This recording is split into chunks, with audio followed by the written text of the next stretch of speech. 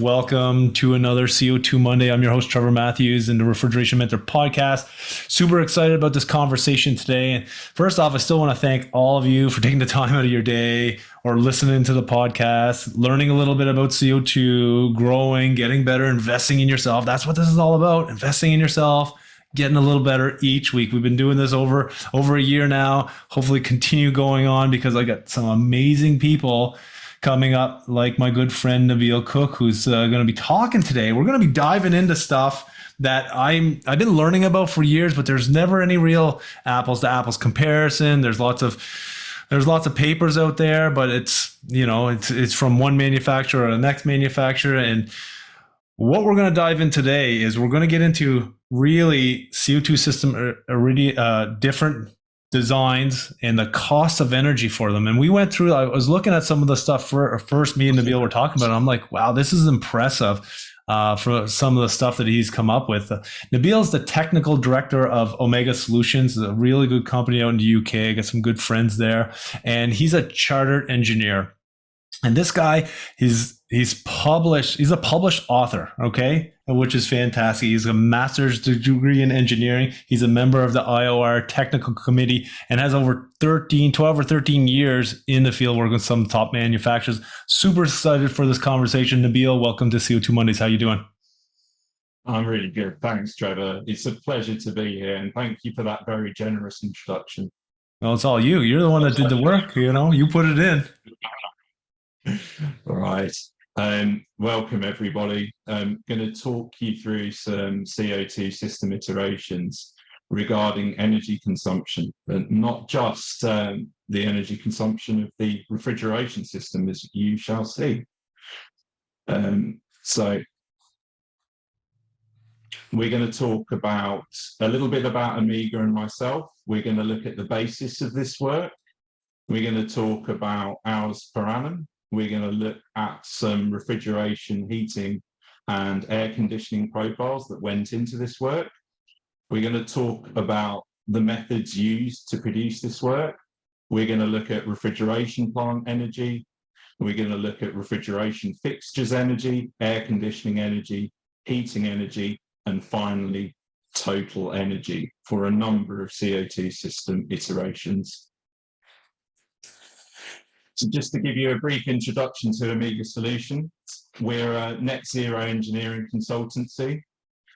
We support end users and manufacturers and contractors in their transition towards net zero and their own environmental targets.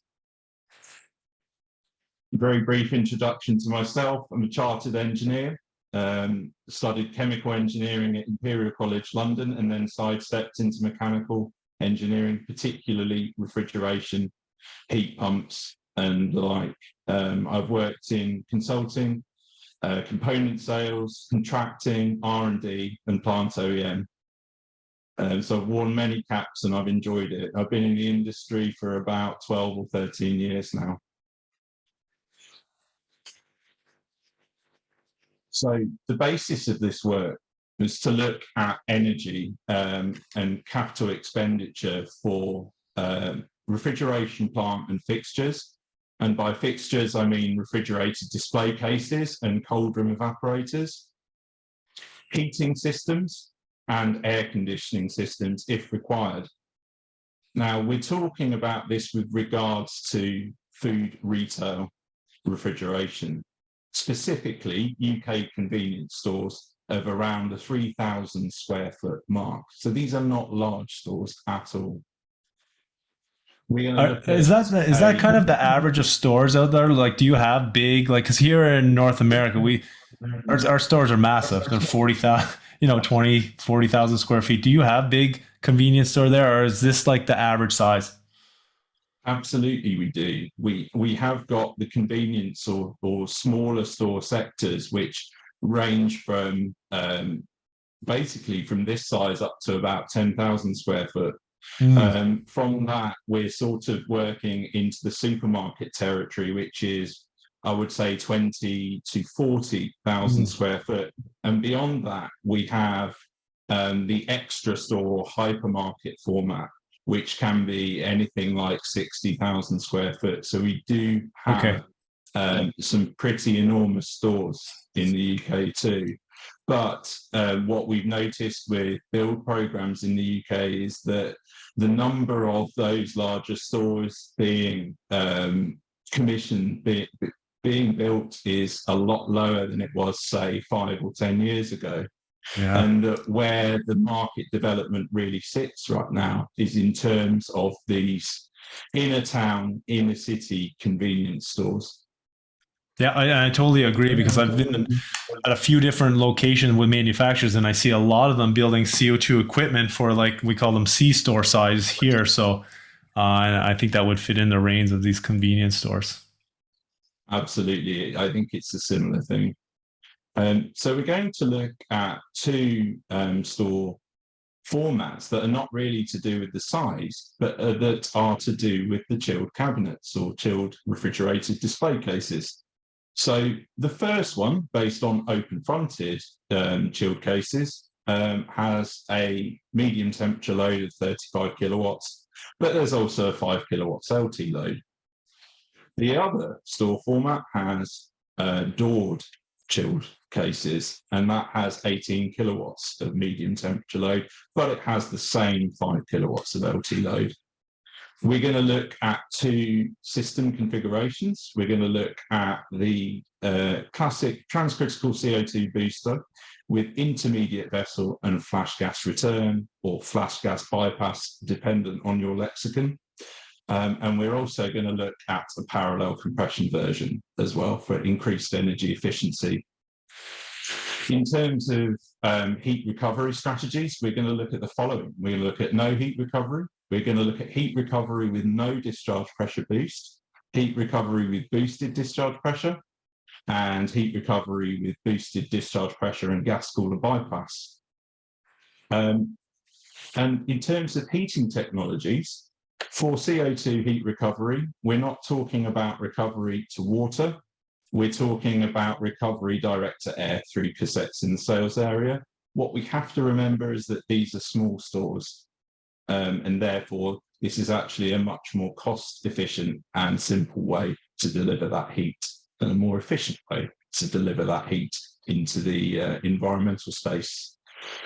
So the supplement or main alternative sources of heat are either a false load on the CO2 system, a gas boiler, R32 heat pump also direct to its cassettes, an R290 or propane heat pump through water to cassettes, or R450 cascade source heat pump using the CO2 system THR as source heat, total heated rejection. Moving on to the next slide. To be able to project annual energy consumption, we need to have a set of ambient brackets, and we have the following. Now, the first row at 35 is actually a reference to the design external ambient temperature. The subsequent rows in 5-degree intervals are actually the ambient brackets that have a number of hours put to them, starting with a very small number of hours and ending up with most hours focused between 7 and 17-degree brackets. And this is taken from the TUI methodology. And can you explain to everyone what that means, the total equivalent warming impact? Absolutely. So it is a look at both the direct and the indirect impacts of a refrigeration system on the environment in terms of kilograms of CO2 equivalent or tons of CO2 equivalent. So the direct emissions are associated with leakage of said refrigerant, and the indirect side of the calculation is associated with the lifetime energy consumption of that refrigeration system. Awesome. Over a predetermined number of years lifetime, which I think the standard is recommended to be 14 years. Perfect. Thank you for doing that. No problem. So we have a number of profiles for each of these store formats. So for the open-fronted 35+5 store, we have a medium temperature duty decaying to a lowest part load of about 33%. We have an LT duty, so freezer, cabinets and cold room duty, decaying to a minimum part load of 75%, 3.75 kilowatts, that top table shows there. We also have a heating requirement, which is based on the summation of two columns. The cabinet cooling effect, which decays with the MT duty itself, as you would expect. So cooling effect or cold air spillage is basically it's an unwanted effect of heat being drawn into the cabinet from its surroundings. So it cools the space around it, which isn't something that you really want, because it tends to make customers feel a bit chilly as they do their shopping. That was so funny when I got calls from stores when I was in the field, me like, customers are complaining it's too cold in the frozen aisle section. And you know what I mean? Like, how does that affect the energy consumption in the store? So you got your heating, blowing down gas heating, natural gas to warm the section where your refrigeration is cooling the store down at the same time. Absolutely. Gotta love it. And we've seen some dreaded energy consumption profiles from stores that don't manage to separate the two well enough. So where a lot of warm air ends up getting blown into those cabinets, which is awful. So we have these two contributors. We have the net cooling effect from the refrigerated display cases. And we also have the classic HVAC building heat loss profile. So we start with heat loss at the lower ambient brackets, eventually turning into heat gain at the higher ambient temperatures. So when how does that really work? Like, you go from, your ambient outside starts to get warmer, but you get, I guess it's heat loss profile, I guess. Yeah, you will lose less heat, I guess, when it's colder outside. Absolutely. Does that make sense? So around the targeted internal temperature, there won't be much duty in either direction, comfort cooling or comfort heating. But as you deviate to the extremes of the ambient temperature brackets, obviously one way your heating requirement increases and the other way your comfort cooling requirement increases. Yeah, that makes sense. And your total heating requirement is the summation of those two things. The refrigerated display case cooling effect and the building heat loss, heat gain profile. And that gives you your heating requirement. As we can see on this open-fronted store with the higher MT load, there's a heating requirement at all ambient brackets, and there's no comfort cooling requirement. Now we move on to the 18+5 or doored format. So we have a smaller starting design duty of 18 kilowatts on the medium temperature, but it doesn't decay as much. It decays to about 46% instead of 33%. Now our LT load profile is exactly the same as the previous 35+5 store. And then we start to look at the comfort side of things. You've got much less cooling effect from doored cabinets, as reflected by 2.1 peak versus 18.7 peak. Your building heat loss, heat gain profile is the same as it was for the 35+5. Yep. And what this means is that you've got no net heating requirement at the highest three ambient brackets. And instead, what you do have at those ambient brackets is an AC and air conditioning requirement instead, as shown in the green table. Yeah, which makes sense. Cool. So what's our method? Well, the first thing we do is we calculate our refrigeration plant energy, presuming no heat recovery. We then add full store heating energy from dedicated heating system, and then we add on the extras like refrigeration fixtures and the air conditioning energy. Now, for the heat recovery options, we have to ascertain what the recoverable heat at each ambient bracket is using heat exchanger software.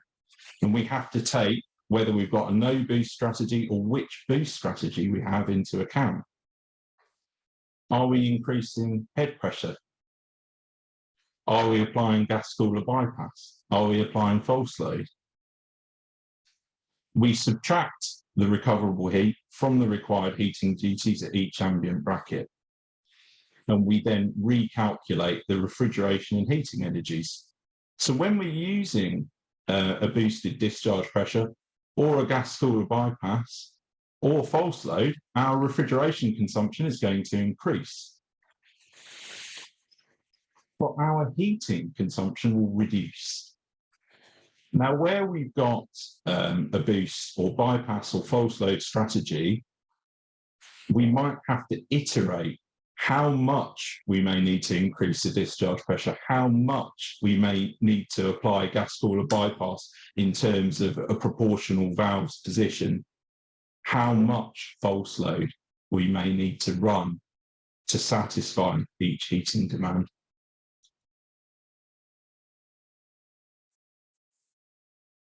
When you do the crunching, this is what you get in terms of refrigeration plant energy. So this is not yet looking at the total store with the heating, with the fixtures, with the air conditioning. This is refrigeration plant energy only. And as just described, when you apply the boost or false load or bypass options, the refrigeration plant energy increases as seen. What this table also shows you is the effect of changing from flash gas bypass to parallel compression. So on the 35+5 open fronted store, we get up to a 4.34% reduction in energy consumption by using parallel compression. And for the doored 18+5 store, that's up to 3.44. Now, there's minimal change, obviously, for no heat recovery or no boost. And this is because you don't generate enough flash gas for enough of the year to allow that parallel stage to run enough. Yeah. So, because that's the thing. Like when I see parallel compression come into play, it's usually on a larger system where there is a ton of flash gas when it's 35 Celsius out, or or 110 Fahrenheit, whatever it is. And these are a lot smaller system at 3,000 square foot of store, so the potential of flash gas is minimal, even though it still happens, right? In those conditions, but it's 4%. I guess 4% is 4%, but very little. Absolutely. And then there's the consideration as to whether it has a payback, whether it's financially feasible on this basis. Yeah. It's in fact so minimal for cooling only, as you can see from figures of 80, an increase actually from flash gas bypass to parallel for the 35+5, and only a small, less than 1% reduction on the 18+5 store. And you'll say, actually, why does it increase slightly on parallel? It's because the increased superheat to the compressor actually causes more of a negative effect than the positive effect generated by the minimal hours per year where the parallel compressor can run.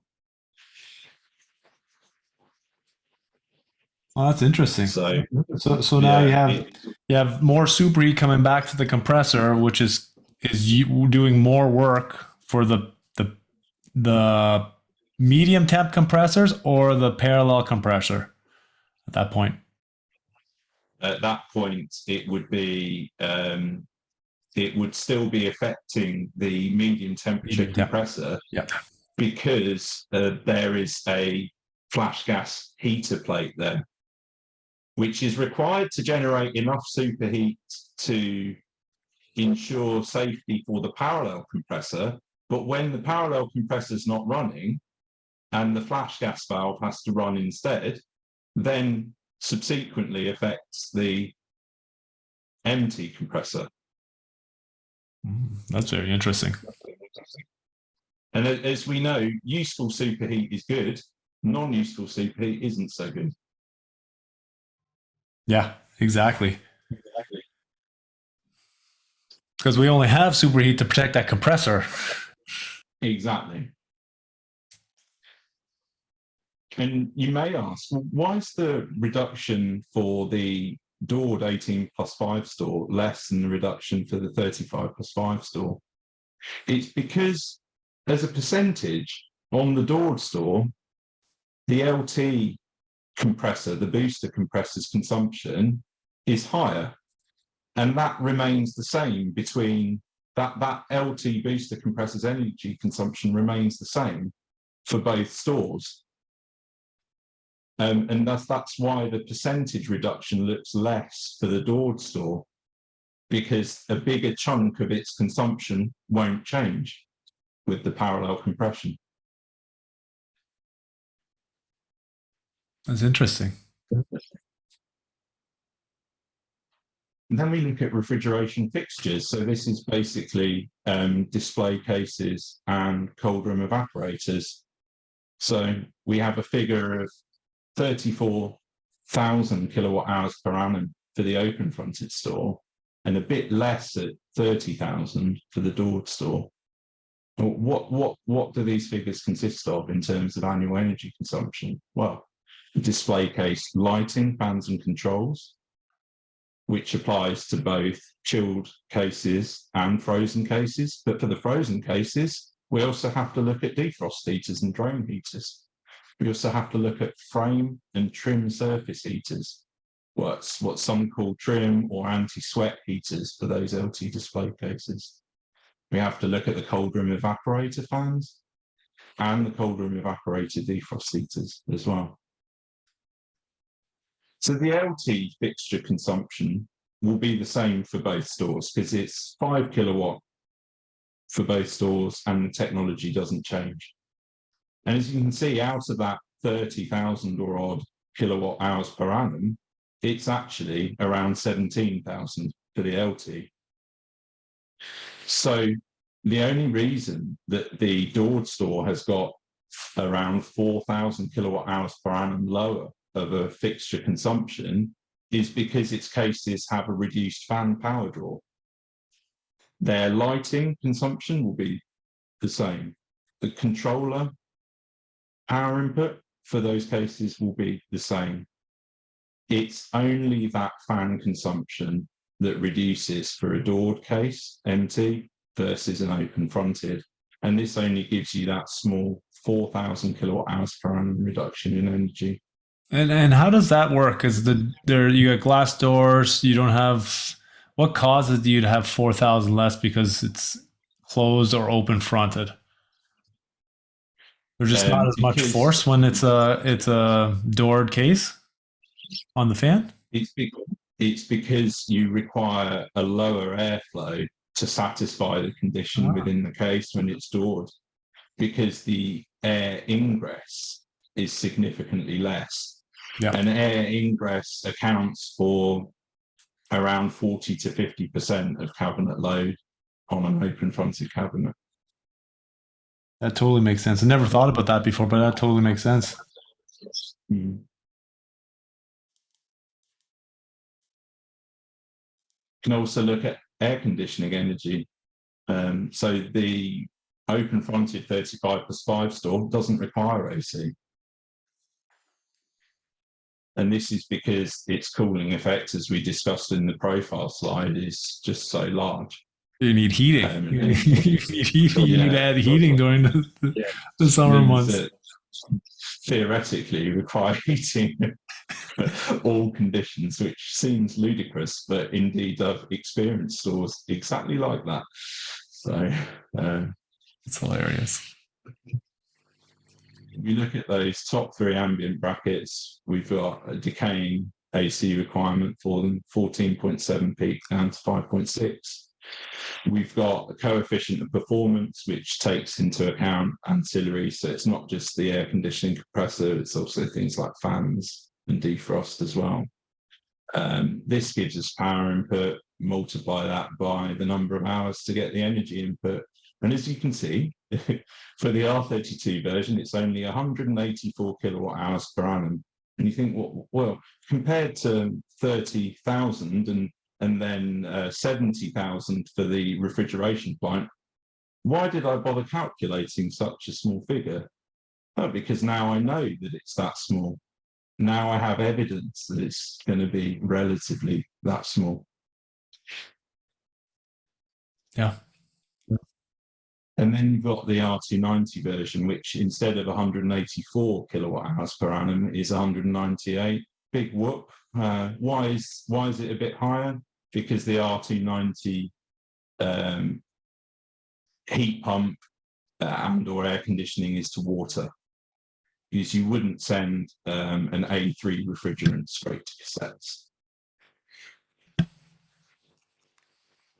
Yeah. Yep. I love it. And that's reflected in those COPs. So instead of going from 3.6 to 5.4, we go from 3.3 to just 5. So I haven't got a slide for it, but similarly to this air conditioning profile, calculation profile here, for a range of heating ambience, I have R32 and R290 to water heat pump coefficients of performance that I can then multiply by the remaining heating duty after heat recovery has been taken into account, and thus generate the heating energy consumption as well. And what this is all leading up to is the following, which are the totals for the two store formats. So for the 35 plus 5 store, we've got kilowatt hours per annum ranging from about 110,000 kilowatt hours per annum up to 275,000 kilowatt hours per annum.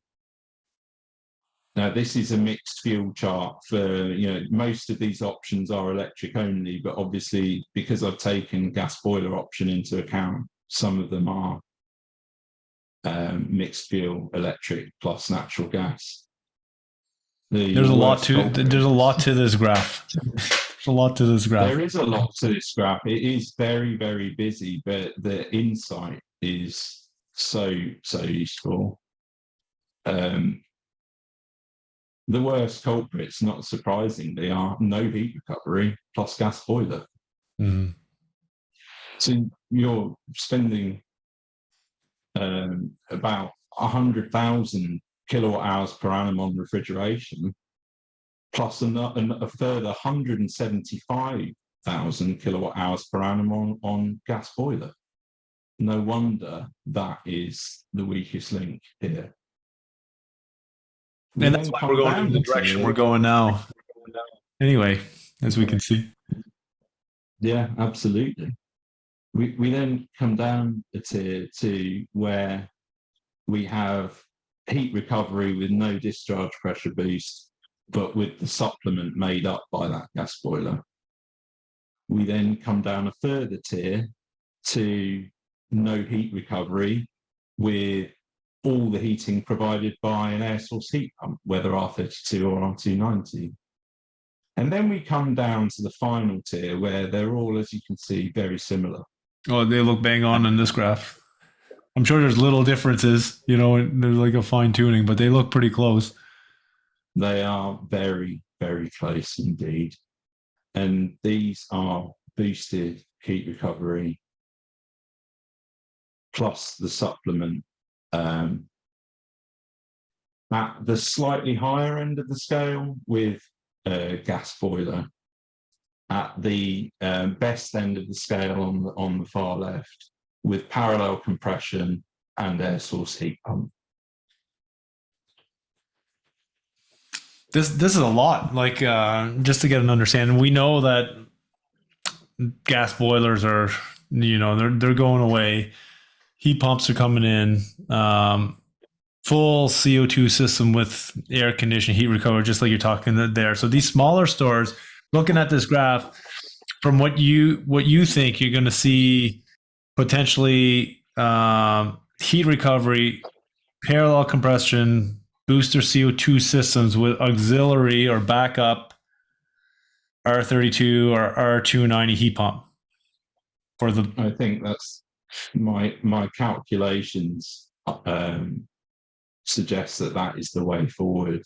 The optimal strategy is to apply a discharge pressure boost to the CO2 system for heat recovery system purposes.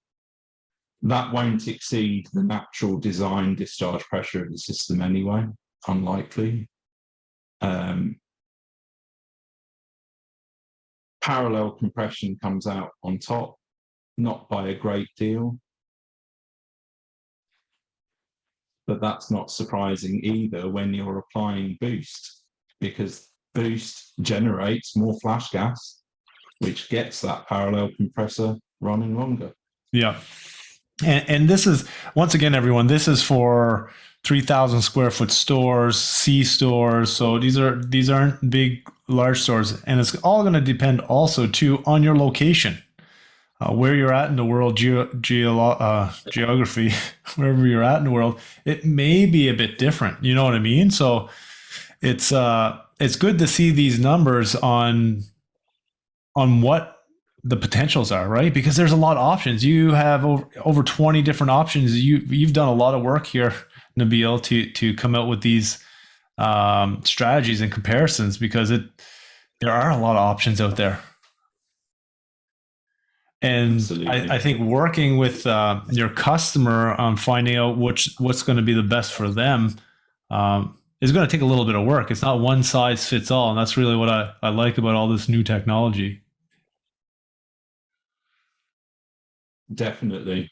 I think with an absence of scientifically laboratory controlled metered energy consumption data, properly statistically analyzed, it's very hard to know what's performing better than what before you end up having an entire store estate of hundreds of stores on these technologies. So there is a real need to quantify a projection, some energy projections, to actually try to predict or model how these different technologies will perform in relation to each other. Obviously, there are a number of assumptions, some of them purely theoretical, some of them semi-empirical, some of them even empirical. However, as long as these are discussed and agreed upon and well documented, this TUI calculation methodology can be really, really useful in terms of actually filtering out the things that aren't going to help, and then possibly filtering down to, instead of several different options, maybe 2 or 3 options that can be delved into a lot deeper with store trials, and then the gathering of actual metered energy consumption data for analysis. So this is what helps you set the scene. This is your starting point. Yeah, and I think that is a great point there, because there are so many options out there, and you need to find what your starting point is. So this is why it's so important to understand the needs of your customers, the potential differences or options out there, because once again, they're continuing to have new technologies. Regulations are going to continue to change. We all need to be aware of what's happening in the industry. And when I know for sure, when a customer would look at this slide, they'll be like, oh man, where do I start? You know what I mean? So, but this gives you a good idea of where you can just cut a bunch off already. Anything with gas boiler, anything, down the line where it's going to cost you a pile of kilowatts, that stuff's going to be out right away. And I think we're getting there depending on where you're at in the world. But I think I see more and more heat pumps, CO2 heat pumps, and every kind of heat pumps starting even over the last 5 years, I would say 6 years, even longer, the more and more talk about it, even though heat pumps been around forever. Absolutely. This is only a portion of the story, because this is the indirect side. I haven't discussed the refrigerants being used, whether on the refrigeration system side or the heat pump side, their leakage rates, their global warming potentials, and the direct impact. And then there's the CapEx, there's the capital expenditure of these systems as well. How does that sit? So really what you want to work towards, I'm not going to go into the detail of these in this presentation, but what you want to work towards is total cost of ownership, or life cycle cost, and then life cycle emissions as well. And this store energy consumption piece is only a slice of that total pie. Yeah. Do you think customers that own this size, because I don't know, there are some, I guess, big chains that will own stores around this size, 3,000 square feet, but a lot of them, I'm assuming, and I shouldn't be assuming, that mostly they're independents, single own a few of these stores. Do you think they're thinking about, well, how do I get 25 years out of this store, or are they thinking about how do I just stay in business for 5 years, 10 years? Oh, that's a difficult question. In reality, I see both attitudes, and a number of attitudes that fall in between. Some end users are incredibly proactive, and indeed they are forming very, very comprehensive decarbonisation plans, where they're actually demonstrating just how much they care about achieving net zero. However, there are a number of businesses where that's not their number one priority. Their number one priority is absolute minimisation of costs, minimisation of capital expenditure, keeping prices very, very low for customers. And as I'm sure you can imagine, there are a number of people who sit somewhere in between in terms of that approach. Yeah, and I totally agree with you on that, because I think it's really our job just to help educate them, to give them a better understanding. At the end of the day, it's going to be their decision until, I guess, regulations maybe force it on people. But at this point, it's good to have them understanding of their options, and because I really want more people to think about what's the longest I can get out of this equipment. And there's many factors, right? There's so many factors, and do you have people that can even work on the equipment? That's something that I've talked to a lot of customers. We see down there heat recovery, booster, plus R32 heat pump, parallel compression. I know there's lots of people I've talked to wouldn't know any one of those words. You know what I mean? Like, what does that really mean? And not saying that they should or they shouldn't. It's just there's a lot of places that don't understand how drastic the refrigeration industry's changed over the last few years. Even the last few years alone. And so this is our job, for my job, to really help educate them and get them up to the speed to kind of get there, right? And I love what you guys are doing on your net zero initiatives to really help customers and clients understand this. So I commend you, Nabil. I really appreciate that. I think to wrap up this particular slide pack, Trevor, I've got one more slide, and that's the total energy for the doored store, the 18+5. And I think the first thing to note is just the reduction from the open fronted to the doored store. So the open fronted, we were 110 to 275,000 kilowatt hours per annum. On this one, we're more like around 85,000 per annum to 185,000 per annum. So it's worth noting that to start with.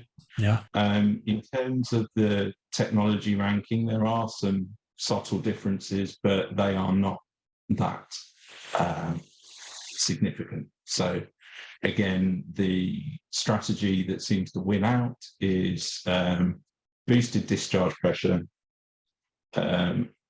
with an R32 air source heat pump and parallel compression. The order is subtly different, but not massively. Yeah. No, that's interesting to see. That's interesting to see. And it's going to be even better to see when actually some of these stores get actual data from it. I think that at the end of the day, these are theoretical in nature at this point, right, Nabil? Or is there some actually out there already that are being tested and monitored? Stores of this ilk out there, yes, definitely. But they are few and far between at the minute. Yeah. No, that's for sure. And it's going to continue on. I know it, and I can see how the industry is rapidly moving and progressing forward with natural refrigerants, lower GWP refrigerants, regulations, and we just all got to be prepared and really help out other people. You know what I mean? People that don't really see this coming or happening, because it is a massive industry. It's about sharing, and it's about not being dismissive as well, maintaining an open mind, not putting fingers in ears and shouting la la la la la. Because as time moves on, that's going to become less and less acceptable. As things progress, it will become intolerable to businesses, and it will become far too risky for businesses not to be considering these things in a greater level of detail. Yeah. And I totally agree with that, because they need to start preparing now. And I know I've even seen retailers preparing 10 years ago for this. And I know some that have been preparing even longer. But when you have small stores, change can happen a little faster. But when you got a chain of 1, 2, 3, 5, 10,000 stores, 20,000 stores, it's not like you can flip a switch and, switch everything overnight. It takes time and planning and investigating. So it's great to see that that you're working on calculations and information like this to really help customers out, because it's important. And I know I've seen a few net zero supermarkets out there, but it's a big task. And, it's not like you see them all over the place, but I think more and more you'll start to see different stores in different areas of the industry going that direction as best as possible. There are some amazing flagship stores out there that do demonstrate some impeccable environmental credentials.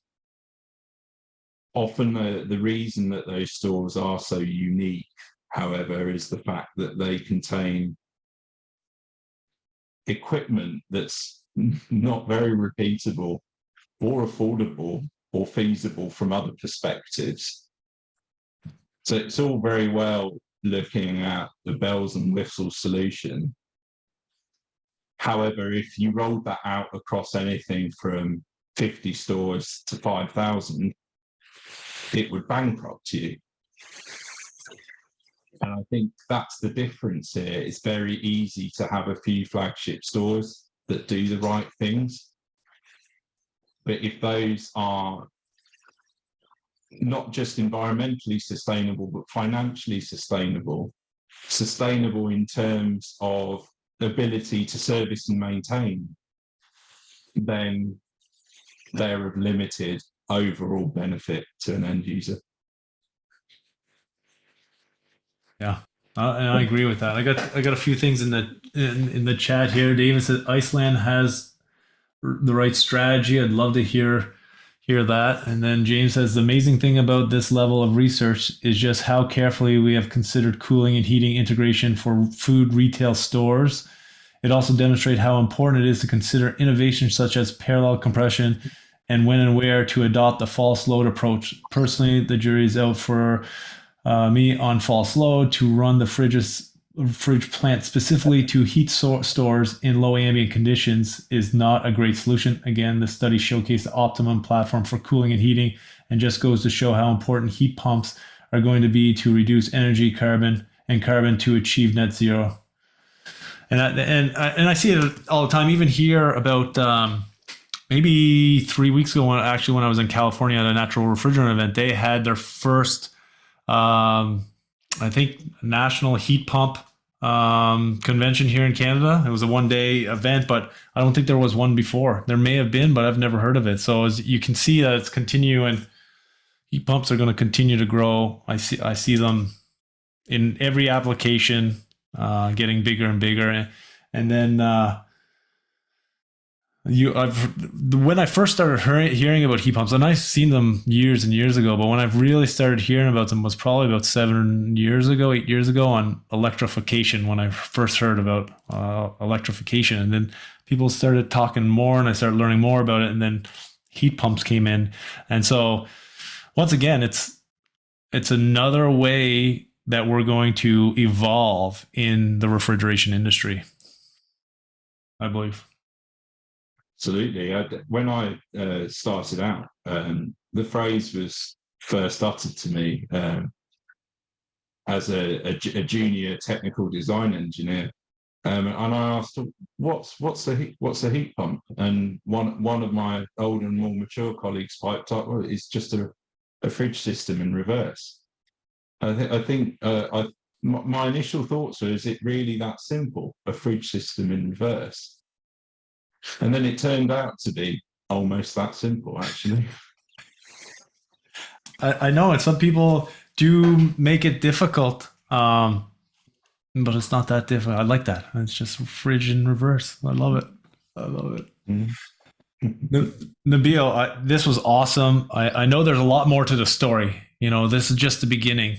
For those of you listening, there will be a link in the description to find out more about Omega Solutions, as well as you can check out the video on YouTube if you want to see some of the slides that Nabil went through and see the data, which is super important. Nabil, how can people get a hold of you, get a hold of the organization to really help others out and achieve their net zero goals? If they take a look at the Omega Solutions website, you will find our email addresses and a telephone number. I'm quite happy, Trevor, for you to send out my contact details to anyone who may want them, or pass those people directly on to me. Delighted. Perfect. I love it. Nabil, thank you so much for taking the time to do this. I really appreciate it. Thank you, everyone, for taking the time to come and hang out and listen and learn a little bit. And we will see you at the next CO2 Monday. Thank you, everyone. Hey, thank you for watching this video. I do hope it is bringing you a lot of value. If you are looking to grow and build your refrigeration teams and want them to learn CO2 refrigeration, head to the refrigerationmentor.com website, click to contact us, and let us know how we can build a culture around training inside your organization. Let's get a conversation going.